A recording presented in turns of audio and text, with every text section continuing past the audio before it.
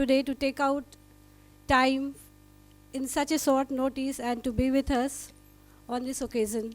As it is known to all the present guests that on 30th of February this month at 11:40 a.m., Srimati Lalitha ji, veteran artist and printmaker, she left us. The entire art fraternity and NGMA Mumbai family they are all saddened with this news, sudden news. On this occasion, all her friends and well-wishers, they gathered here and to share all the memories and bonding with Lalitha ji. We would like to thank them, and we would start the program by taking a silence for 2 minutes. So I would request all of you to maintain silence for 2 minutes.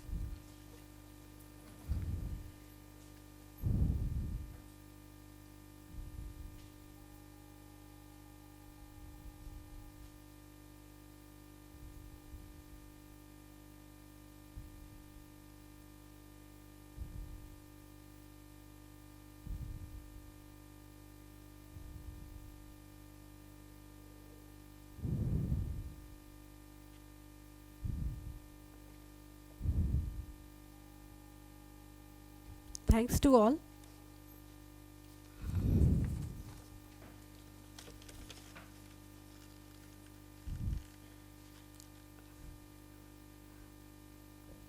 Art is fire, art is passion, art is grace, art is desire, art is like blessings for all the artists who understand the real deep meaning of art.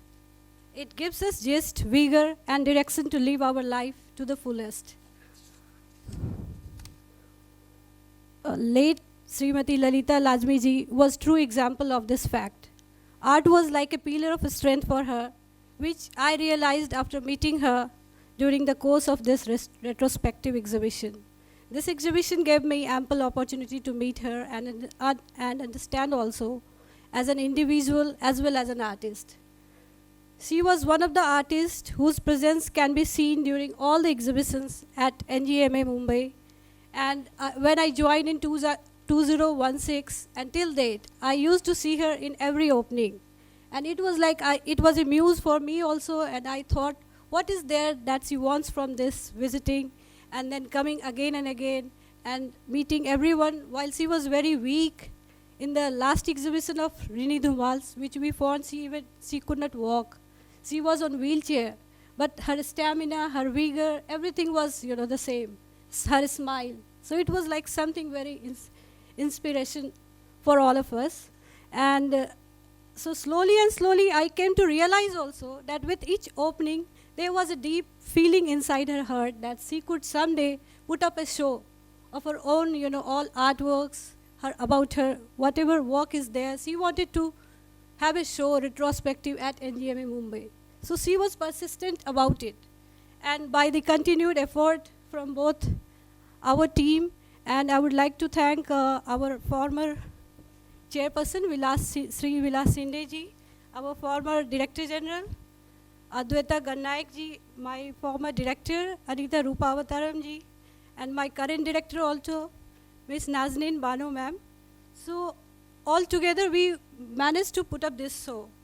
And in the month of March, we heard this news that her approval is being sanctioned and we can move ahead.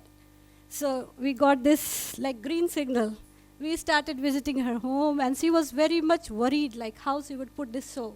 But we used to solace her, no, you don't worry, we will take care of that. Now it's everything, we will do that.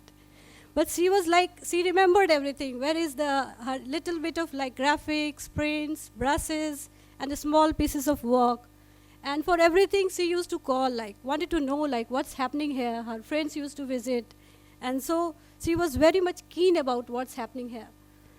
And on 12th January 2022, we felt lucky that she was able to visit us after persistent, illness and long illness. So it was blessings that she came that day. But still I remember she had, she wanted to talk more. When last conversation I had with her, the feeling she had, no Shruti, I should visit, the exhibition is mine, I should be there. Still she could not walk, she could not eat, but still she wanted to be here. So today by this, gathering, I think this is like she will be satisfied, her soul will be satisfied that all of us have gathered and we will talk about our memories and about her work and about her life. So it's her last, I think, wish. So together I would like to thank all of you. And there is a very beautiful, remembrance and a poem from her friend. Like I'm going to recite. She is not here. Her name is Madhulika Verma. She is a lecturer at JJ School of Art. The name is मेरी दोस्त. तुम सलामत रहो हो जहाँ हो कहीं, कहीं जाकर भी जुदाई न होती कभी. कभी घंटों की बातें हैं यादों में अभी भी करीबी सा एहसास है ही. हर रिश्तों की गर्मी और सर्दी सभी थी रिश्तों की चाहत उन्हें हर घड़ी थी. परतों पे पड़ते थे रिश्तों में अक्सर फरिश्तों का एहसास हर पल मुस्कान सजते थे लब पर, चाहे दुख ही दुख क्यों ना फैला हो पल पल. झंकार बजते थे रिश्तों से हर पल, छूकर दिलों की करीबी से उनको कहते थे हमको, दिल मिलते हैं जिस पल दोस्ती होती उसी पल.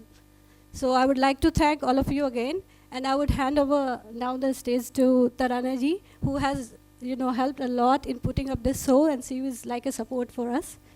So thanks to all.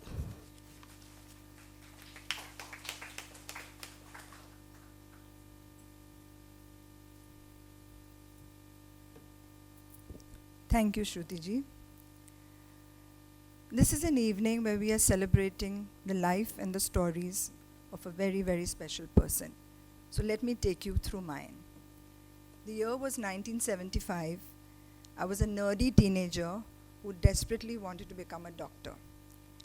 Into my life at Fort Convent School walks in this beautiful, gentle lady, peaches and cream complexion, a single braid coursing down her back in a pastel colored sari. And she's trying to teach me to paint. I resented it, trust me. Who wants to get up on a Saturday morning and trek to school for extra classes and exams in art? I was not interested. But it's to Miss Lajmi's credit that she cajoled me, convinced me, and made me take those exams, which honestly, to my horror, I passed through very well. Cut to 30 years later, I have become a doctor, but I've left my medical practice and I'm now an art gallerist. At an art gathering, I don't even remember where, who do I bump into, but my Miss Lajmi. I followed her around like the nerdy teenager and kept calling her Miss, Miss.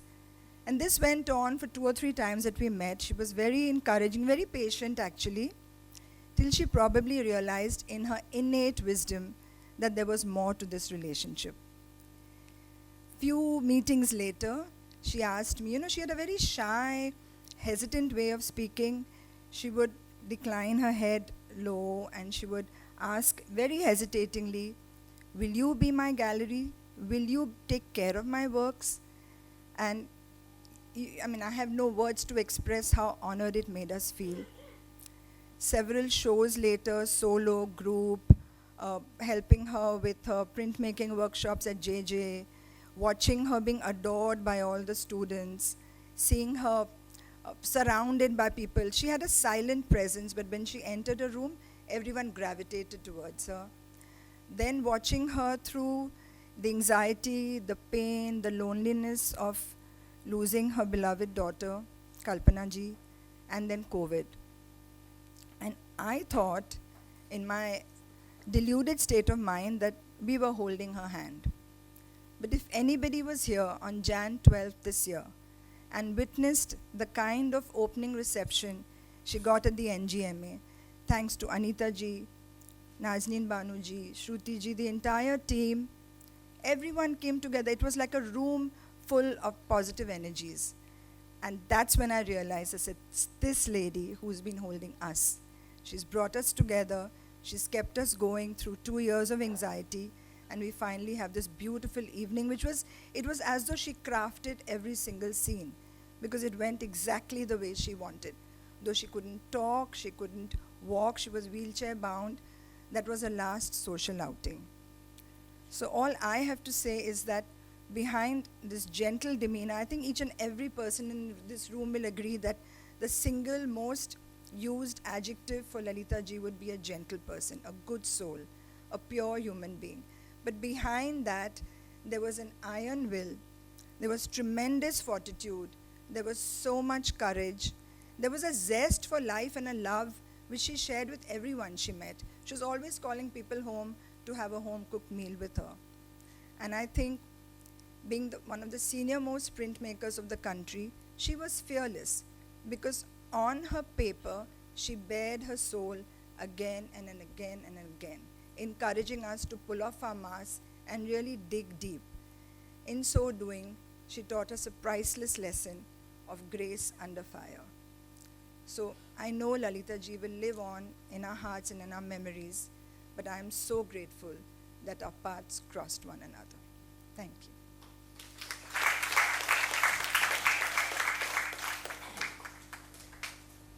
Anita ji, may I request you to say a few words? You can continue to sit over there. I think it's more comfortable.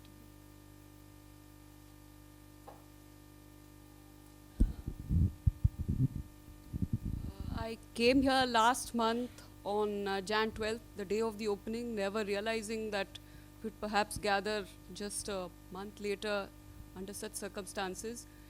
Well, like I said, even on the day of the opening, I did not know her too well before I joined this place sometime in October 2018. And ever since then, she, like Shruti also mentioned, would always come for every opening, and she would make it a point to see every artwork. And I mean, she had this gracious presence, silent, gentle, as everyone describes her. And the epitome of Indianness, perhaps, I mean, is something that touched me. Her grace, the cotton sarees that she wore, and she had that, the way of mixing and matching colors, not just on the board, on the canvas, but also in the way she dressed up. Simple and yet so elegant, so beautiful. I mean, even in a room, you would kind of spot her, the radiance that she had. And it was during one of these shows, I asked her, why don't you put your proposal? And then she was taken aback. You think I can do that? I said, why not? I mean, there is a set procedure, so you just put your proposal through, and I'll try my best to take it through. So, and then COVID struck, but then Tarana ji was very helpful in putting that through, because at her age, obviously, there was no way she could cobble up things together. Sumesh also was on board, and so was Vilas ji, our ex-chairperson. And we did have quite a few meetings, online meetings during COVID, to bolster the proposal, because probably the number of artworks that we needed to fill the gallery were not with her at that point in time. So, and when I proposed that you do a group show, she was gentle but firm, and she said, no, I will not share the space with anyone. I want a solo.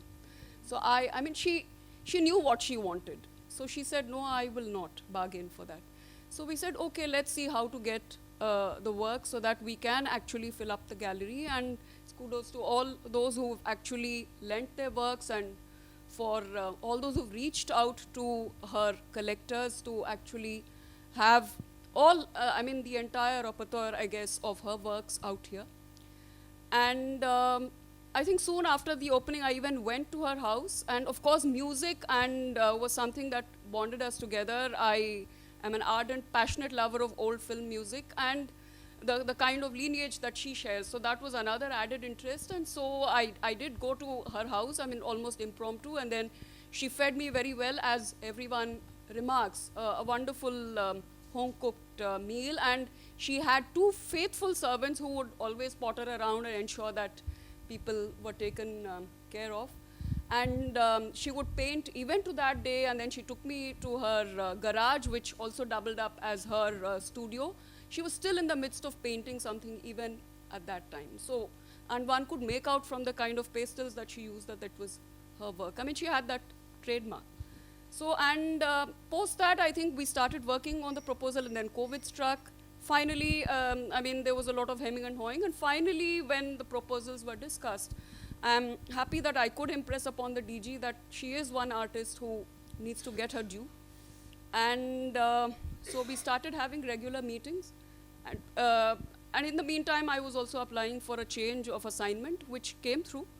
I left the place on November 7th, but knowing fully well that this would actually sail through, thanks to the DG who had approved this, and then the team was always there to take care of this. Though she did call me and she said, how do you think this will actually go through now that you're not there?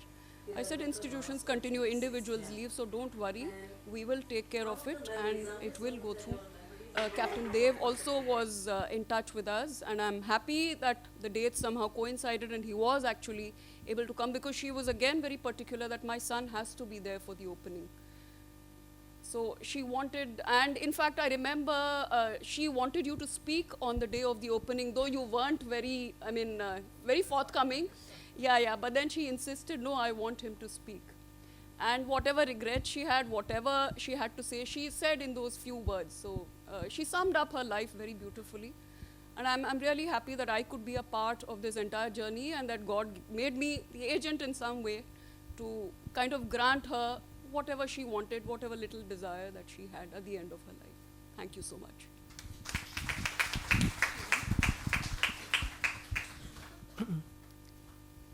Thank you. Thank you, Somesh, for inviting me. Of course, I've known Lalitha almost all my life, and I haven't met you, Dev, but maybe I have many years ago, and my deepest condolences. My deepest condolences to all of us here, because I think everyone here has lost a little part of themselves that they didn't know existed. And, I just look at faces, and I look at all of us who put up posts, and, I realized that Lalitha was a kind of presence that just existed without us even knowing. So it was like you knew she was there, but you couldn't touch her. And just the word again, gentle, her cotton sari that I kind of wore today just in memory of Lalitha, with her, puffed up starched sari that she always came in. And one of the things that we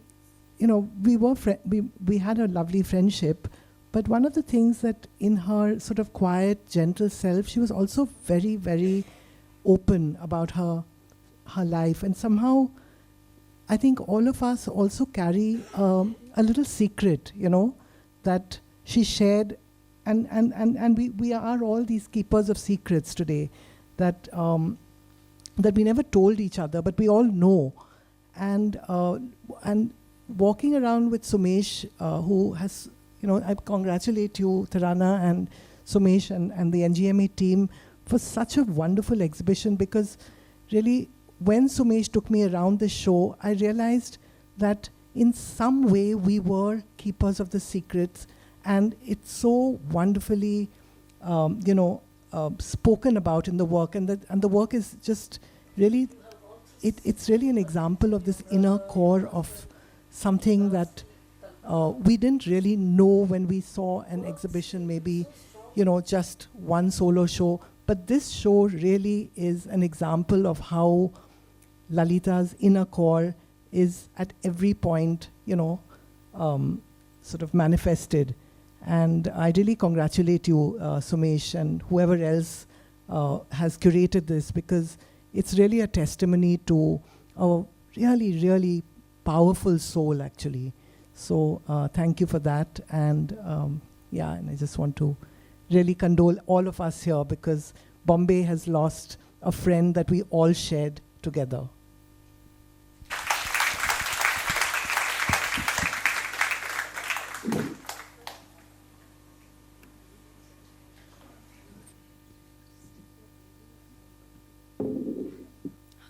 Hi everyone. Like Shireen said, she wore a sari. I thought I'll also wear a sari. But Lalitha always liked what I wore, my kurtas and my lungi, and she always said, I wish I could wear it. So I thought I should wear what she liked. So I'm wearing this today. I met Lalitha when I was 15 or 16 years old, many years ago, and that too in a wedding. I went with my mother, and I saw, everybody. We hail from Karnataka. We come from the same community, Chitrapur Saraswats, and we speak in Konkani. So with all these Konkani people, and they're wearing these South Indian saris, dazzling saris, there was one person sitting there, simple, beautiful, and I couldn't take my eyes off, and I asked, who's she? So one of my relatives said, she's Lalitha Lajmi, and she's an artist. I couldn't believe, because I was 16, 15, I had romantic ideas about an artist, faded clothes and stuff like that. And I wanted to be like that. And here is one elegant looking, beautifully dressed, that somebody mentions her plaid, but she was wearing a bun. I clearly see it even now. And her off-white sari, which she loved. She always told me, I love white. So, and very minimal jewelry. And she has that mole on the nose, which made her even look more beautiful, and kajal in her eyes, and that smile. So this is how I saw her first. And soon there was an exhibition at Max Muller. That was the first encounter about her work. When I met her as an artist there. I'd only heard about her at Max Muller, and she had done oil paintings, which were abstract.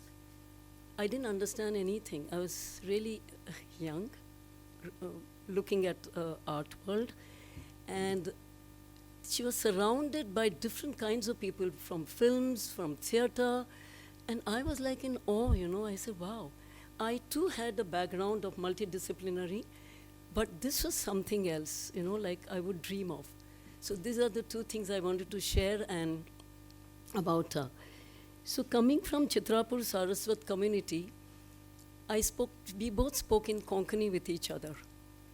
The first thing is, we would say hello, kashi astu, like how are you, and what are you doing, kal karta. These are the two things we always said, whether we talked on the phone or we met each other. And Lalita, for me, is like all the friends and the relatives called her fondly Lali. For me also, I called her Lali. And my entire family called her Lali. That's how I knew her. Till much later, I called her Lalita in public spaces because everyone called her Lalita. And I didn't want to embarrass her, but she enjoyed my calling her Lali. Till now, till I met her last on 26th Jan.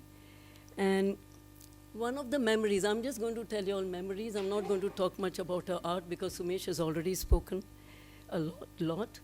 Her husband Gopi and my father were in the BPT, Bombay Port Trust, and we stayed in the same quarters.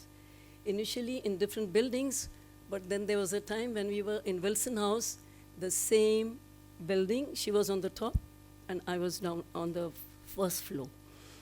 And you can imagine that's the first time actually I came very close in contact with her because of her daughter Kalpana, who was my younger sister's age, and we were in and out of the house. And as someone mentioned about the food, of course, we could have in each other's house. And Devdas, you were very young at that time, but I don't know if you remember us coming in and out of the house at that time. Pardon? Yeah, the first television was in my house, so the whole gang used to come and crowd in our house. And you were in Jackson House at that time, maybe, or Wilson House. So, but you were very young, so hardly. But Kalpana was more because of the theater and the films that she talked about and was involved with. So this is again a memory where, and she used to have parties. Remember the parties? Lots of artists, theater people, film people, and she always invited me. And we had this, she was so generous with her food, drinks, and I was pretty young. And I met Gaitonde for the first time, I think, there. And in one of the parties, Raza. Also, Shireen, at your place, I met Raza, but there I actually sat and talked to him. So this was, and then I called Gaitonde at my place downstairs. I said, just downstairs, can you come? And showed my work quickly to him. So like that, I used to steal some artists and bring them to my place. But she was very generous. She didn't mind. She was also part of Astitva. That's a group where Barve and Weavers Center people together had found this group, and she was part of it. Dilip Anandade was there, and I was also part of it. And we met very many times, very often, either in my house on the first floor or at her place. And then she moved to Dougal House. It was huge colonial flats with wooden floors, 3,000 square feet, that kind of a thing. And so we could have even shows over there. We showed our works there, in our, sometimes at her place, sometimes at my place, and lovely meetings we had.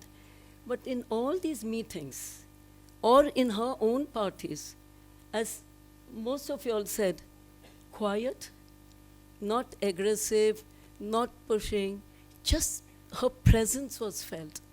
And she was so gentle. She took care of each one of us, whether we have had drinks, whether we have eaten.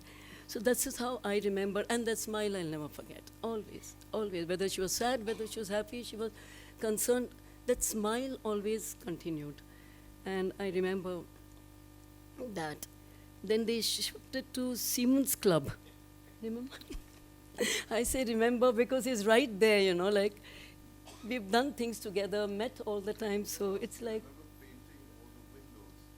yeah. Yeah, she was also one of them, maybe she painted.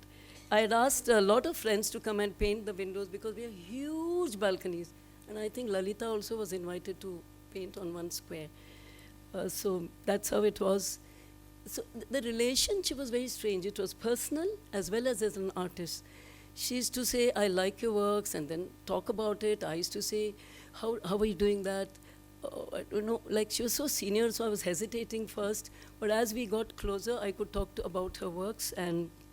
But now, in this show, I saw so many aspects of her work because she was mitabhashi, like soft-spoken, less, not like me, I love talking. Shirin would agree to that. So, to get things out of her was quite tough, actually. When I asked her questions, not necessarily she'll answer me. So seeing this work was like getting the other side of her life. Though I knew that she went through difficulties, and but she fought it out. She was passionate about her work, and every time, especially, sorry, I may go up and down like this, but she told me when I used to visit her house, even in Lokhandwala, I stay at Santa Cruz, so it was not very far. So when she invited me, and even the Kolaba house, I used to see a lot of artwork, and I said, where did you get this from? And she also had beautiful furniture and other things, but the artwork, where did you get it from? She said, Ki, I work in the school, right?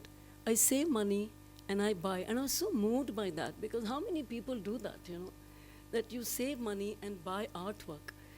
Even the prices are always been high, even those days. That is one thing. And I've just written the points because I'll get emotional, I know, so I thought I'll just look down and see it.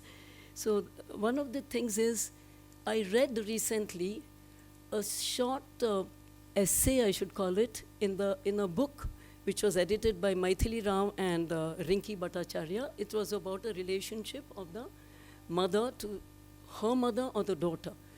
And Lalitha had written on Kalpana. It was so beautiful, and I realized that she wrote well. She really wrote well. And in her house, there are so many books, and she had read, and we could talk about it. I realized she's quite well read, but she never made a big deal out of it. She wouldn't talk much about it. What I know, I've read so much, and I know this psychology, philosophy. She knew a lot, poetry. And the last time, before this show, several months or even a year before, when she planned the show, she called me once, during COVID time. Suddenly her phone came. She said, she called me Shaku, and I called her Lali, right? So she said, Shaku, I have finished the very little remaining, the red pencil by which I draw. You see the drawings down there. And I think, Devdas, you gave her that, or when she visited you abroad, she bought that. And she said, I don't know where to get it from. Can you please help me out? So there, Himalaya, and everybody I'm calling and asking, do you have that pencil? I couldn't get her. But she managed with that little thing to do a lot of work in 2019, 20s. So that's one thing. Like that, she used to keep, suddenly she would call me and then chat with me. So then she was very much concerned about this show. And then when she got upset or nervous or frustrated or whatever concern, she would call me and she'd say, I don't know what's going to happen. I don't know when the show is going to be. I don't know what's happening. I said, it'll happen. It's okay, it'll happen. You know, like her anxiety level, when I had to basically listen to her. And that went on for an hour. Sometimes, 45 minutes, hour, she would talk. And one just listened to her, because that's the only thing I could do for her at that moment. But she was also very happy that there were two youngsters, I don't know their name. You're one of them? Yeah, she was so happy with y'all, that y'all supported her. Thank you so much. Because without your support, for her to dig into her archives was not possible. And you did that. So, thank you. And of course, Sumesh and everyone. I mean, I'm not going to take names, but everybody, thank you so much for lending the works. She was also worried about how do I collect this work and how can I do new work. And you know, at one point, she was so sweet, she was so vulnerable and childlike. She said, I said, but you can do new work. She said, at my age? I said, what's your age? She said, don't tell anyone. I'm 89. I said, I won't tell anyone. But now everybody knows. So it was that way. The last time I met her, I met her here on the 12th, and I whispered in her ears. She was sitting there. I didn't know she was unwell before. So I was quite taken aback to see her like that. And I said, you got that show now. You wanted it. You made it. It's happened. She said, come home, will you? I said, okay. And several times I called her, and she was sleeping. She was not well. And the two people who really took care of him, I don't remember his name, but he was so fantastic, taking care, giving her messages, reading my messages. So finally, on 26th Jan, I went there. I said, doesn't matter if she's sleeping, I'll go. And there she was sitting, as beautiful as ever, though bent, light coming from the back. Her maid was combing her hair, and that long plait. Of course, it had gone thinner, but long plait. And she was sitting there in a white sari, and she welcomed me with that smile and spark in her eyes. She said, I was waiting for you. This person has told me you were coming. I was so happy. She was so happy. And then again we sat and talked. But one thing I want to mention is, with all that discomfort and bandages on her feet and everything, she was asking me, what's happening in the art world in Mumbai? And I told her, Atul show is going on, and this. She said, you know, when I come to NGMA, I haven't seen the show, I want to come here. I'll go to Kemold and see Atul show. I said, sure. And she said, will you please go and see and give me a feedback? I said, of course, lots of people are coming, they're enjoying it, don't worry, it's great, it's going great. And then she said, I feel very depressed. I said, for what? You have gone through such difficulties, you know, your brother, your husband, then lastly, Kalpana, and you worked still. You were so strong and courageous. You can go on. And she said, thank you. It's difficult. I said, yes, I know, but you can. She said, okay, I promise you. But you promise that you will come home and eat with me. And then she even told me in Saraswat recipe, I'll make ambat for you. Some of you may know the name. So I said, yes, rice and that will do. And I could never make it now.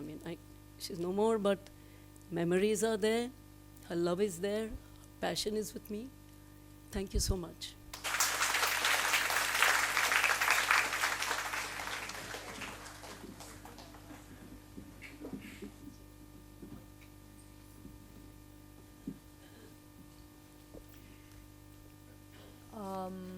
Hi everyone, I'm Kiran. Thank you for asking me to speak. I actually haven't known Lalitha as long, but I was very, very happy to be invited to share my experiences of hers with her.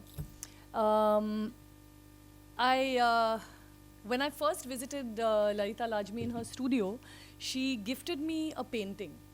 It was a small work, and it had a young woman hovering, floating almost, over the body of a woman who had passed away. with her usual inscrutable kind of expression, an angel flying overhead, and some trees sort of softly bending with the wind. And I mean, it sounds macabre and morbid. And on more than one occasion, people have said, "Oh my God, that's a really sad painting." But for me, it was such a tender expression of loss and death. And in that way that she had of being able to layer every painting of hers with so many shades of emotion and meaning and ideas all at once, it also felt like an expression of release and acceptance. And, speaking here today, it's so moving for me actually, with this incredibly curated, beautiful show of her work. I'm so, so grateful for this incredible collection of her rich life's work. And I just wanted to share a couple of, moments of my life with her. I first met her in 2006. We were shooting a film called Tare Zami Par, and we had invited her to play to act as the judge in a competition where children in this school have an art competition. And it was her first time acting, and she was, of course, a bit nervous. But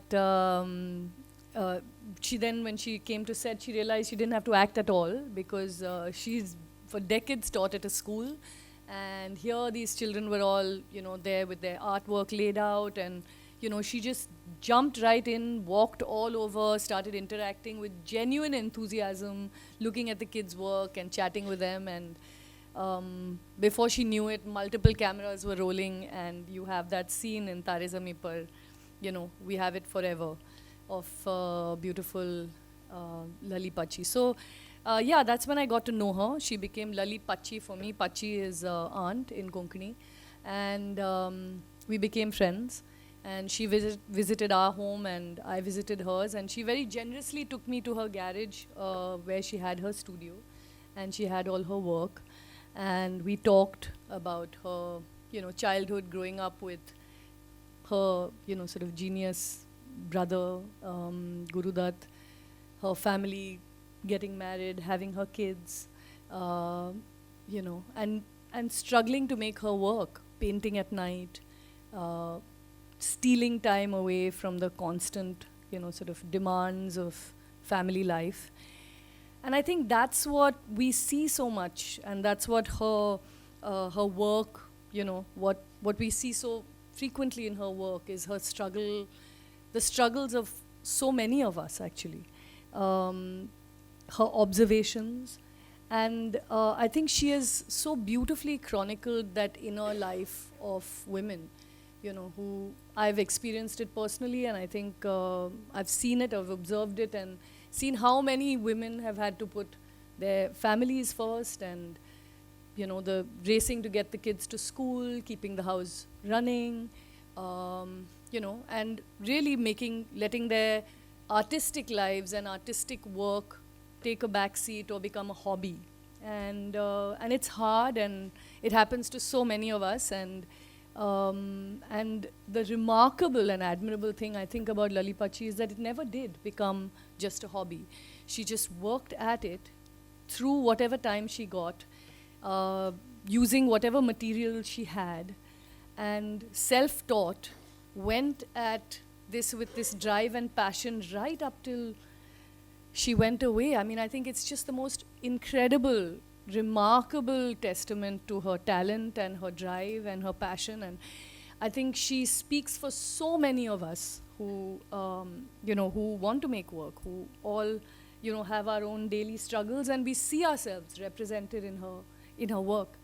And it's very moving to see that. And actually, Sumesh, thanks for the show, because I really, really, the way it was put together, I really felt that we saw all of it together, and we saw her develop as an artist from when she was much younger, her prints. And it was quite wonderful to see all of it. So I think I basically wanted to say how much I admire her and admired her, and I was so grateful to call her a friend. We didn't meet all that often. I was, our lives intersected a couple of times, and we were still close, and we would exchange messages. But towards the end, in the last 3 or 4 years, I wasn't able to meet her, even though we talked on the phone. But I was very lucky to know her, and beautiful as she was in every way of that word, in every sense of that word.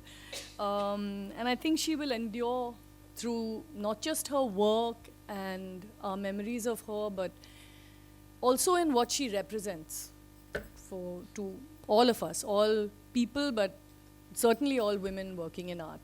So, thank you.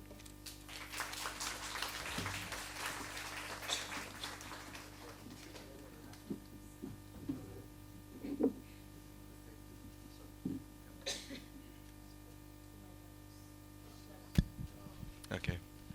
I think my mum finally got me to speak. Firstly, I just want to say thank you, everybody, for coming together like this. I just want to thank you all for your condolences, your prayers, your blessings. It's deeply appreciated. And I think my mum has been privileged, and she's blessed to have you all, really, for all the support that you've given her and us.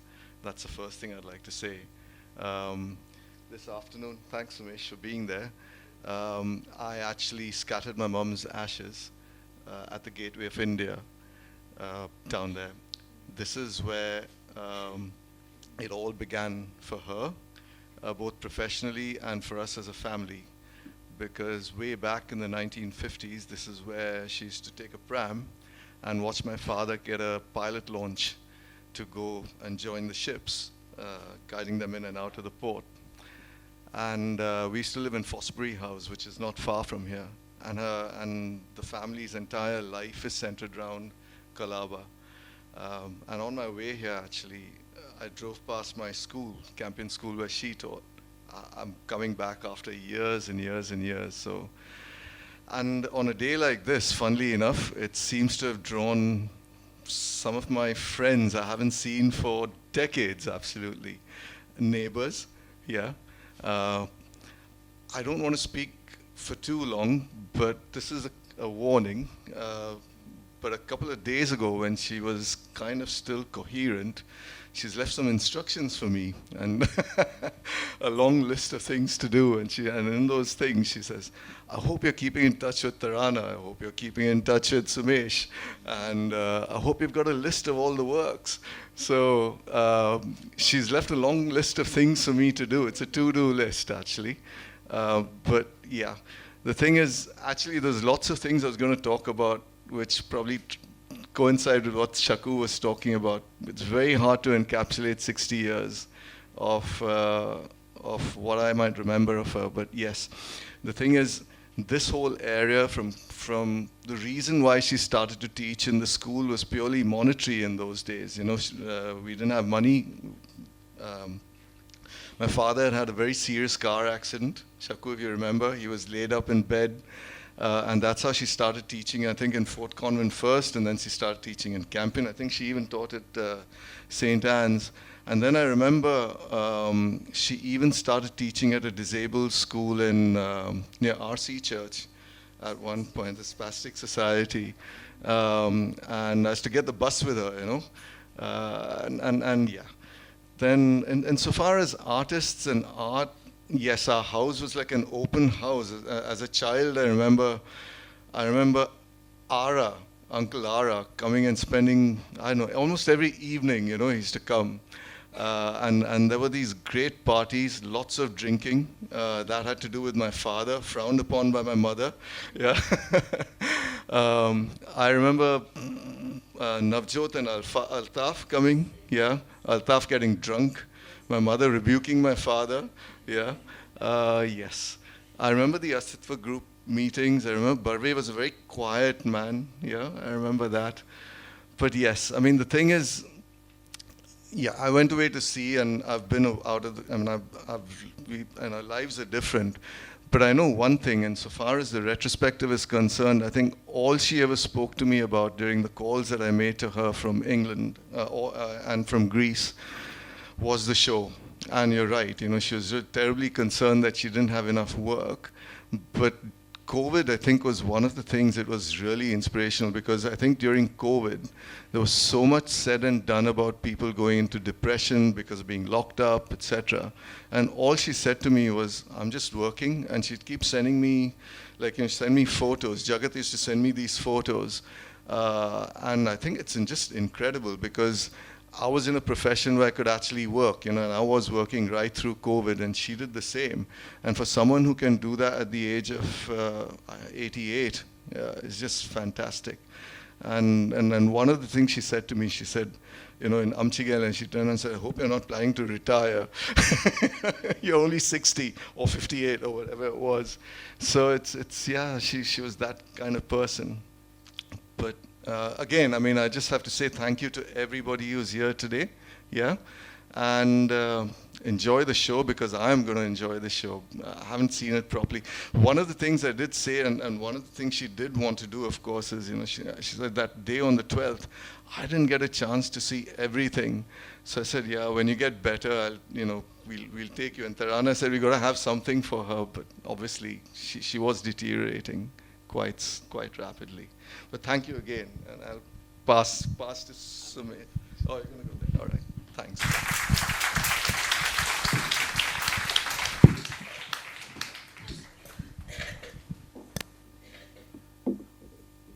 So actually, I prefer using this. It hides my gait, and I might not actually run for election ever. So these are the only times I get to actually speak on a podium. So it's like. And actually, I want to say something really serious. That's why I'm using this, apart from my stupid jokes. So I'm using, I'm going to speak of something that's very serious, and which I feel is often forgotten around Lalitha, because she's this wonderful person. And Shaku made me think of it, when she was talking about it, because while Shaku spoke, I realized that I never knew that Lalitha actually did an exhibition at the Goethe Institute on the Maximala Bhavan of abstract paintings. If I was the curator of her retrospective at the NGMA, she never told me. I never, dug deep enough to actually, know about the fact that she also painted abstracts. And now it makes all sense, when we think about the Astitva group, her connections to different people, and, the artists she followed, and the fact that, she bought art. And that is something that also, it held on to me, because I've seen her apartment with the Nasreen Mohammadi photographs. I've seen her apartment with her, collaborative works with Navjot, with Gogi Sarojpal and others. I've seen her home actually hold all those books that makes her really well read. And what I really wanted to talk about today was, because it's also being videographed, is the fact that Lalitha has made an immense contribution to art practice of what we imagine as contemporaneity within, our visual history of India, in the sense, art history has to take note of what Lalitha has actually done for us as a people, who we are as a people. Also is defined by the kind of diverse family that she holds, Her family is entirely constituted of people from all around India and perhaps the world now, with your daughter's marriage. And what I think is very important is that unfortunately, in India, age was what defined your participation in art history.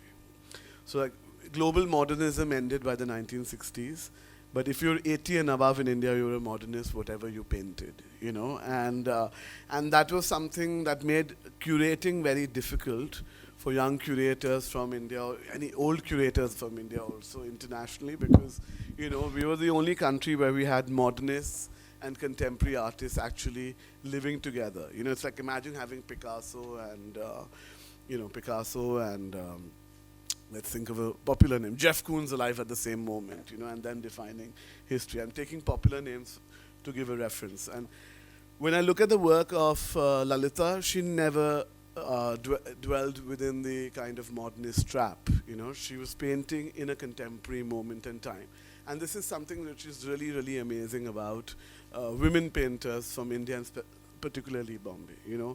If you look at Shaku's practice, she's been completely like she's held this practice that has performance, that has sculpture, that has found objects, that has painting, which has so many elements which other men her age don't have that same ability to do so. And these people have been actually kept away from how we define art within, how we imagine art within our context, because it's always been very reverential and it's always been referenced to a kind of male-centric imagination of art history, because world art history was written after the Monets, after the Pissarros, after all of these, and so we try to create the same mimicry around here. And I feel that with someone like Lalitha, the fact that she made herself the muse, you see Lalitha in these kind of surreal moments, the fact that she decided to interpret her dreams, the fact that she actually was looking at herself is itself something that is completely revolutionary. The fact that she's repetitive. If you see the exhibition, there aren't no periods. The fact that she repetitively looks at herself as the subject of her paintings is something that is kind of completely fabulous, because no male painter has ever actually endeavored that, and I can say that with authority, I can say that with a great deal of conviction, because I haven't actually come across any male painter being, who has actually turned the lens on themselves, except for Bhupen Khakkar to a certain extent. And this is what makes me think that it was really important that Lalitha's retrospective happened. Why it happened, and I'm really happy that Ms. Rupa Vartane actually took the initiative for this retrospective to happen, because it was something that came very late, and I would have been much more happier if, Lalitha had been there to see this retrospective, physically being able to go through all the floors and actually make comments around what had been actually put up. Because, as someone curating a retrospective, you realize that, you always have a certain distance. For me, what I really was amazed was Lalitha's ability to actually exist across ages. She was someone who actually denied age in a very interesting manner. So like Shrishti Patil or Harshada Mane, there were hours that we would sit with Lalitha and she would talk to us about love, she would talk to us about art, she would talk to us about how we should, go about with our lives. And it was not around health. Like the last time Shrishti and me met Lalitha was an afternoon where I completely got smashed with Devdas at their home, and we had amazing food, and the recipes are like, Konkani food is something that's always been something that has always remained, a kind of, like I grew up in Cochin, and we would always make up these kind of stories around Konkanis, because Fort Cochin has like the majority community are Konkanis, and they're vegetarians, and we always saw them as aliens, like I remember friends telling me that Konkanis eat all this kind of vegetarian food, they eat any kind of plant, and so we always saw them as this kind of, like people who ate kind of, I don't know, like kind of vegetarian food. Vegetarian food was extremely like uncommon amongst, in our diet at that moment. And so when I went to Lalitha's home, I realized that, why there was this wonderment around Konkani cuisine, because those butter beans in coconut gravy, I've never had something as amazing. And also the ambat, like all these times we got there, I'm sure Shrishti you remember, like, the food was kind of fabulous, and then there was this kind of Nepali mutton curry, which was always made for me for some reason. Like, she always somehow got me to take the train to Andheri by saying that, oh yeah, today we're cooking mutton curry, and I would find a way to get there. And she also bought this bottle of Royal Challenge whiskey. I don't know how she knew, but she knew that these were kind of elements that we finished that day, and I was really happy because I grew up with grandparents who also had a deep relationship to shipping, and all their friends and mates, and my grandfather till he was alive, we had these amazing afternoon parties, where everyone would get kind of really high and happy, and they would talk about, shipping trysts in the north of Russia and everything, and I relived all of this with Lalitha, which was quite fabulous. But Lalitha was never someone who would take on to age, like if you call her Lalita ji or Mata ji, or like, let's say, oh Lalita, you're now the oldest living practicing woman artist in India, or that you're the oldest practicing printmaker. She hated it, you could not talk about it. And I remember the last time she was sitting here, I said that, and she really gave me that kind of scowl, like she was like, looking at me in this kind of manner that was And that's also amazing that she not only talked about the Indian art world, but during COVID, she realized how to do a Zoom session with the Goethe Institute. She was quite able with the computer. And that was a problem, because she could call me at 2 in the morning on video call on WhatsApp, Thankfully, I was not drunk at those moments, and I never picked up those video calls at 2 in the morning. But she had become very able at, these apps that are available to us, and Lalitha was someone who is, I really feel that and this is what art history and art writers need to do, is to expand our conversation around art, be able to look at these elements. I was looking at a young painter in Delhi, and there are many other friends. I have a friend called Salman Toor, etc. and everything. All of them are approaching this idea of interiority. Either it's the idea of gender, it's the idea of sexuality, it's the idea of the personal space. And Lalitha has been doing this for many years, okay? Mental health. If you're an art healer today, you're like completely popular, like Yannick and me were drinking till late in the night yesterday and discussing how all our friends have become art healers today. All the curators who have no job have become art healers. But Lalitha was looking at psychoanalysis and therapy in the 70s, And so she was completely revolutionary. She was completely on the revolutionary road. And this is very important. And I hope, Shushti, with the catalog, you're going to be able to make that, we're able to see that, there's a young boy called Ginny Dhiman who's looking at someone else right now, but Ginny actually began documenting the show, and I was looking at the document, the documentation, and I don't think so he knows Lalitha, but there's a complete connection there, in the works.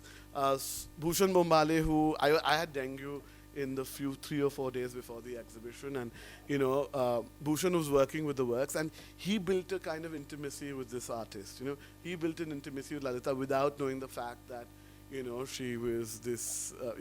He only met her at the opening for the first time, and so those abilities to transcend age, generations, Gen Z, whatever, all of those kind of generations is something important, and something that makes me kind of very aware right now is that with her death, we see an end to a certain generation, a certain memory, because we are now going to be able to meet those people who are going to tell us stories of, the first-hand stories around Barwe, or, how did Hussain speak, or, like what happened in the 50s or 60s, because this is something that we now face. We are going to lose those raconteurs of art history, and those people who held those knowledge, because I remember throughout the COVID lockdown, she spoke to me for hours, and my imagination, I love Colaba too, I grew up in Worli, and I came to school in Colaba, and I always was like completely upset with my parents, my grandparents, for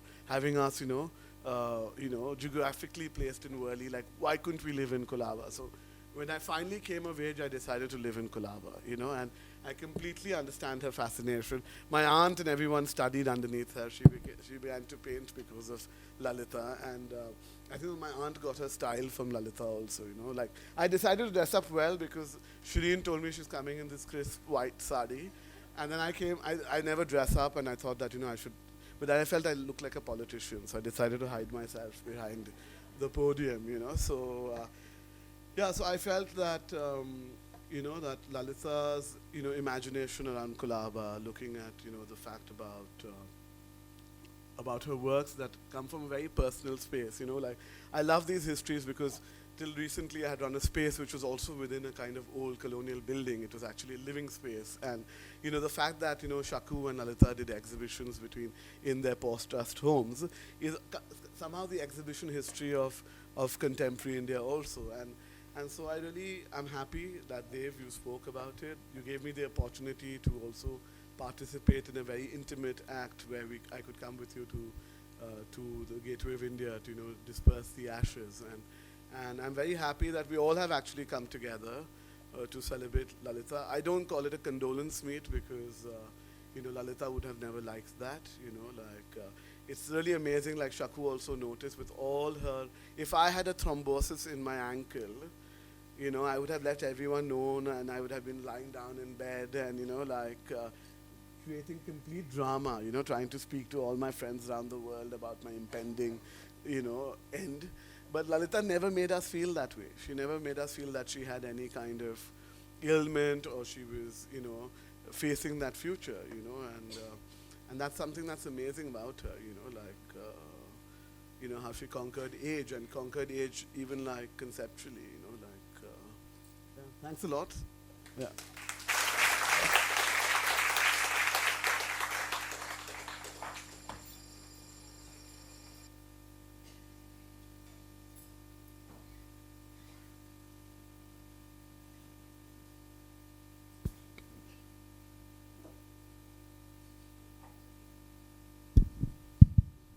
Well, though I've long left the institution, I gather that Shruti is probably not here because of some personal issues. So I would thank everyone for being here and for sharing such fond memories. And I wish the family all the very best. And I'm sure, all the lovely memories that you have, you will cherish. And the show, I think, is wonderful. It's come out wonderfully. And I guess all those who've not seen it should definitely that would be the best tribute, for she would always inquire about the show, and that's what was dear to her. Thank you so much, everyone.